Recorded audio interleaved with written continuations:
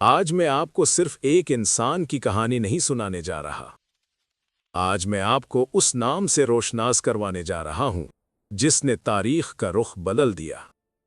یہ وہ نام ہے جو کعبہ میں پیدا ہوا، نبی کی گود میں پلا، بدر، احد، خندق اور خیبر میں اسلام کی ڈھال بنا، اور محراب میں سر رکھ کر شہادت کی معراج پا گیا۔ یہ داستان کسی عام شخص کی نہیں، یہ داستان ہے علی ابن ابی طالب کی۔ اگر آپ جاننا چاہتے ہیں کہ ایمان کیا ہے، عدل کی اصل روح کیا ہے، اور عشق رسول صلی اللہ علیہ وسلم کی انتہا کس کو کہتے ہیں، تو اس ویڈیو کو آخر تک دیکھیے، کیونکہ یہ سفر کعبہ سے شروع ہوتا ہے اور محراب عبادت پر ختم۔ 13 رجب 30 عام الفیل۔ تاریخ خاموش ہے، مگر کعبہ بول اٹھا۔ اللہ کے گھر کی دیوار شک ہوئی اور ایک بچہ خانہ کعبہ کے اندر پیدا ہوا۔ دنیا کی تاریخ میں یہ اعزاز کسی اور کو نصیب نہ ہوا۔ لوگ حیران تھے کہ کعبہ میں پیدا ہونے والا بچہ عام کیسے ہو سکتا ہے۔ یہ بچہ ابو طالب کا بیٹا تھا، وہ ابو طالب جو نبی صلی اللہ علیہ وسلم کے محافظ تھے، اور ماں تھیں فاطمہ بنت اسد رضی اللہ، وہ عظیم خاتون جنہیں رسول اللہ صلی اللہ علیہ وسلم ماں کہہ کر پکارتے تھے۔ جب علی علیہ السلام نے آنکھ کھولی تو سب سے پہلا چہرہ محمد صلی اللہ علیہ وآلہ وسلم کا دیکھا۔ اسی لیے کہا جاتا ہے کہ علی علیہ السلام نے زندگی کا پہلا دیدار مصطفیٰ صلی اللہ علیہ وآلہ وسلم کا کیا، اور زندگی کا ہر لمحہ ان کی اطاعت میں گزار دیا۔ یہ کوئی اتفاق نہیں تھا، یہ الہی انتخاب تھا۔ نبی کریم صلی اللہ علیہ وآلہ وسلم نے علی علیہ السلام کو بچپن ہی میں اپنی کفالت میں لے لیا۔ یوں علی علیہ السلام کی تربیت نبوت کے گھر میں ہوئی۔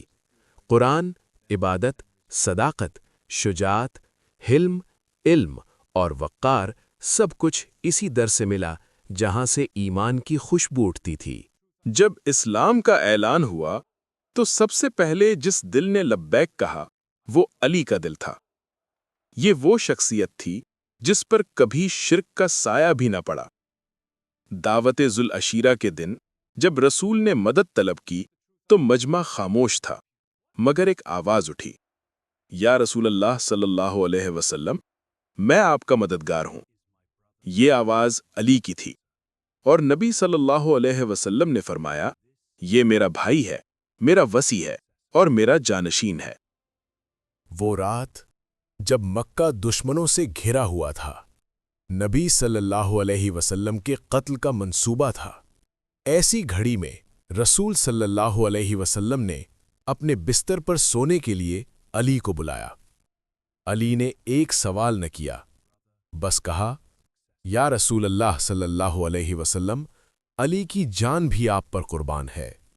تلواریں باہر چمکتی رہیں، مگر بستر پر علی ثابت قدم سوئے رہے۔ قرآن نے اس لمحے کو یوں محفوظ کیا، اور لوگوں میں کچھ ایسے ہیں جو اللہ کی رضا کے لیے اپنی جانیں بیچ دیتے ہیں۔ مدینہ میں علی علیہ السلام کا نکاح سیدہ فاطمہ علیہ السلام سے ہوا۔ یہ نکاح زمین پر نہیں، آسمان پر طے ہوا۔ اسی گھر سے حسن، حسین، زینب اور ام کلثوم پیدا ہوئے۔ یہ وہ اہل بیت ہیں جن کے بارے میں قرآن نے فرمایا، اللہ چاہتا ہے کہ تمہیں ہر رجس سے پاک رکھے۔ بدر میں علی کی تلوار کفر کے غرور کو توڑتی ہے، احد میں پرچم غیرت بلند ہوتا ہے، خندق میں عمر بن عبدود کے مقابل صرف علی نکلتے ہیں۔